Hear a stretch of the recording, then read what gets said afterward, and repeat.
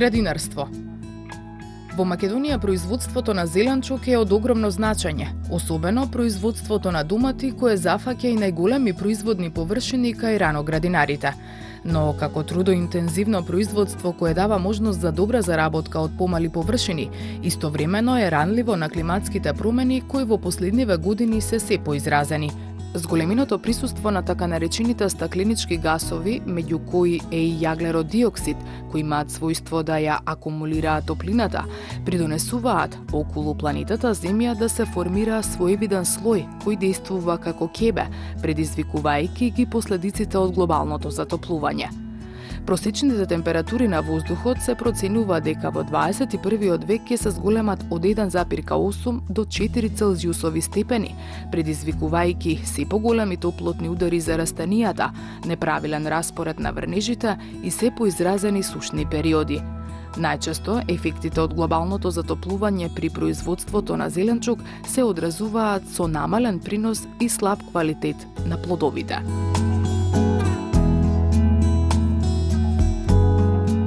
Токму последиците од негативното влијание на климата се највоочливи кај градинарите. Доматите послабо раѓаат, не врзуваат сите цветови на китката и од тие што ќе врзат, голем дел се почесто одат во втора класа, поради изгорениците по плодовите и невоедначеното зреење. За да се задржи високиот принос, истовремено и бараниот квалитет, мора да се применуваат мерки со кои раноградинарството ќе се приспособи на промените настанати од глобалното затоплување. Крајната цел е преку овие адаптивни мерки да се зголеми ќарот на земјоделците од доматите наменети за на пазар. Од поедноставните и не толку скапи адаптивни мерки, експертите ги препорачуваат употребата на габата Триходерма харзианум за да се обезбеди посилен корен, покривањето на меѓуредовиот простор со синтетички мулч, односно со црни фолии, и засенчување на пластениците со мрежи за заштита, главно од негативното влијание на УВ зраците. Постапката за примена на адаптивните мерки започнува уште при почетното производство на расад. Најновите сознанија на експертите кои се тестираа успешно и во Македонија се преку примена на габата Триходерма харзианум да им се помогне на растенијата да станат посилни, поразвиени, со подлабок корен, поухранети, а со тоа и поотпорни на стрес од суша и од температурните разлики. Значи, триходермата е габа која што расте, влегува во микориза со коренот на растението, го прати растот на коренот, му помага на коренот полесно да абсорбира хранливи материи и вода, исто така позитивно влијае на неговиот раст. Фактички го стимулира растот на коренот и истовремено го штити од почвените болести, бидејќи го прекрива коренот со своите хифи и го блокира пристапот на штетните габи до клетките на коренот, но прво и основно му овозможува подобар раст.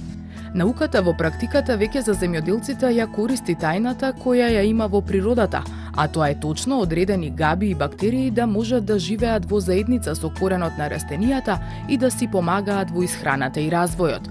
Оваа симбиоза, односно ова живење заедно едни со други, сега се користи и при примената на габата Триходерма. Триходермата не само што помага за раст и развој на растенијата, туку обложувајќи го целиот корен не остава место штетните бактерии или габи да се населат и да го оштетуваат коренот и кореновите влакненца во почвата, каде што и најчесто се јавуваат болестите, а со тоа и финансиските загуби за земјоделците. Најдобри резултати се добиваат со најраната употреба на триходерма. Препорачливо е триходермата во контакт со растението да се нанесе по можност уште на семето, пред сеидба, за потоа при никнењето уште првото коренче да може габата да го насели, да го заштити и да го поттикне да се развива побујно и подлабоко.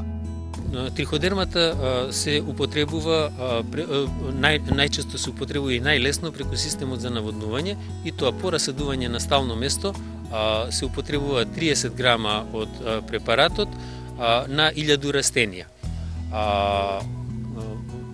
Тоа е првата употреба на триходермата, а подоцна се употребува на секои 6 недели, повторно со поливка по 15 грама на 1000 растенија во текот на вегетацијата. Според наши испитувања и според оноа што во праксата се има покажано како најдобро е доколку уште при самото семе се истретира со триходерма и се као прашок и се потоа посе, или пак се сее семето и растворената триходерма се аплицира, се наводнува семето со раствор од триходерма. Убаво е доколку во расадното оделение има уште едно наводнување со триходерма, но тоа се навистина мали количини кои што ќе му овозможат на коренот брз пораст, а истовремено и на триходермата да биде на коренот од самиот почеток и да добро го заштити коренот од почвените заболувања и да му овозможи добар развој уште во расадното оделение. Ако се нанесува директно на семето, се зема во едно обично најлон кесе, се става половина лажица триходерма, се врзува и се промешува за да се налепи габата на семето. За подобро прилепување може малку и да се ороси семенскиот материјал. Паралелно треба да ни е подготвен тресетот, каде што ќе се врши расадувањето. Тресетот треба да биде квалитетен и откако ќе се нанесе на тацните за пикирање, со прст се прави длавнатина и тука се положува семето и со него дел од прашкастиот препарат со габата триходерма. Како поедноставен метод може да се изврши заливање на семето, откако претходно во прскалката ќе се направи раствор од триходермата и со таков раствор потоа ќе се испрска семето. Потоа низ плетена вреќа се засејува тресетот кој треба да го покрие семето за да може да почне процесот на ртење и почетокот на симбиозата, односно населувањето на триходермата на коренот. За да се обезбеди квалитетен спој на корисната габа со растението, се вршат и дополнителни заливања со раствор од триходерма. Кога расадот е префрлен на поголемо растојание, но се уште е во расадничкиот пластеник, треба да се направи раствор од 30 грама за 1000 растенија и на секое растение во коренот да му се истори помалку од растворот со триходерма. Постапката за второ и следните заливања е со помали количества триходерма, со 15 грама за 1000 растенија, а постапката треба да се повторува на секои 6 недели. Најпрактично нанесување се прави по расадувањето на постојаното место во пластеник преку системот капка по капка. Триходермата е релативно отпорна габа, но и е отпорна на најголем дел од препаратите. Но постојат сепак активни материи кои што можне негативно влијаат на неа. Триходермата мора да се чува во фрижидер, а исто така многу важен сегмент е да не се уништи корисната габа со примената на одредени хемиски препарати. Во принцип, триходермата е доста отпорна на пестицидите, само не треба да се меша со нив при аплицирањето. Единствено штетни за триходермата се препаратите кои се на база на овие 6 активни материи. Со примената на триходермата, на доматите сме им обезбедиле добар старт и солидна основа за високи приноси, а тоа е развиено младо растение со силен, разгранет и долг корен.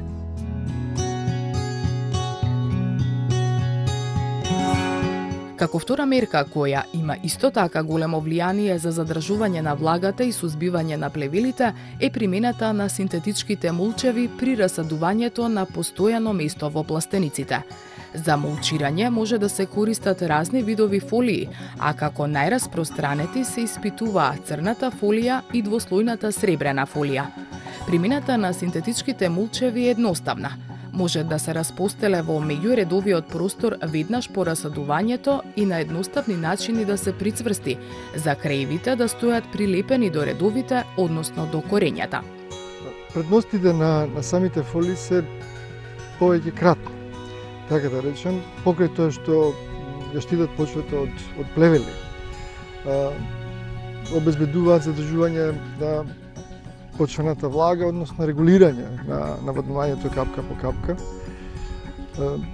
Ја зголемуваат температурата на почвата реално со тоа што обезбедуваат порана вегетација на самите растенија и реално тоа би очекувале и порано созревање и поран принос, што реално понатека би водело и кон малку и поскап производ. Крајната цел е да се покрие почвата за да се искористат многобројните предности кои ги нуди овој метод, а тоа е заштита од плевели, заштеда на работна сила за окопување, избегнување на контактот на плодовите со почвата, затоплување на почвата и помали варирања меѓу дневната и ноќната температура околу зоната на коренот, намалување на испарувањето и со тоа и заштеда на вода, мерка што е од особено значење за адаптација кон климатските промени. Силниот и длабок корен и покриеноста со мулч фолии нема да ги даде максималните резултати ако не се примени и заштитната мрежа врз пластеникот. Мрежите кои на почетокот се користеа само како заштита од град, сега треба да имаат се помасовна примена од градинарите за заштита од штетното влијание на UV-зраците, кои прават сончев пригор, бели флеки и промена на бојата на плодовите. Ваквите домати не се за на пазар и ја губат цената, а со тоа сонцето директно удира по џебот на градинарите. Затоа, инвестицијата во UV мрежите, кои многу едноставно се прицврстуваат над самиот најлон од пластеникот, многукратно ги враќа вложените средства, а нивната употреба е за најмалку 4 до 5 години, бидејќи на есен се собираат. Со засанчувањето со UV мрежите, температурата во пластеникот е за 10 до 15% пониска. Тоа значи и растенијата не се во шок од екстремно високите температури и испарувањето на вода е помало. Тие 4 до 5 степени разлика помагаат да се сведе на минимум бројот на плодови со опекотини. Обојувањето е воедначено и се намалува бројот на отфрлени цветови од погорните китки, со што доаѓа и до поголеми приноси. Кога ќе се направи споредба кај исти пластеници по големина, се гледа дека кај оној пластаник каде што се употребени адаптивните мерки, приносите се за 30% поголеми, додека во однос на квалитетот, исто така мерките придонесуваат 50% повеќе од доматите да се во прва класа, отколку кај оној пластаник кој се произведува без примена на адаптивните мерки. Наводнувањето е една од основните мерки во градинарството. Во време на изразени температурни стресови и засилени испарувања како последица на растот на температурите, од огромно значење е да се знае кога и колку вода да му се даде на растенијето. Во праксата на наводнувањето постојат повеќе техники за определување на времето на заливање кај земјоделските култури. Во принцип тие техники се заснуваат на 3 работи. Првата е почвата нормално, втората е растението и секако третата работа климатските карактеристики. Преку тие 3 параметри на некој начин може да се утврди еден режим на залевање кај земјоделските култури, со што може да се постигне правилно и рационално залевање, односно наводнување кај земјоделските култури. Кога станува збор за логерите, логерите влегуваат во групата на техники кои што ја го определуваат времето на залевање спрема влагата во почвата.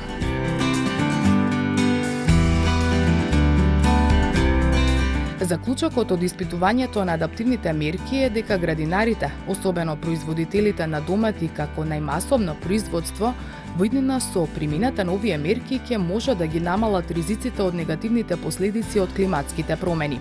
Со примена на триходермата ќе го продлабочат коренот. Со поставување синтетички мулчери ќе го намалат испарувањето на водата од почвата и ќе ги уништат плевелите кои се силна конкуренција за хранливи материи и вода на одгледуваните растенија, а со UV мрежите ќе ги засенчат, ќе ги разладат пластениците. Секој цвет ќе се оплоди и ќе даде род, а ќе ги заштитат во летните гориштини и плодовите од сончевите изгореници. Сиве овие мерки директно ќе се одразат врз задржувањето на високиот принос и ќе придонесат за задржување на препознатливиот висок квалитет на нашето реноградинарско производство.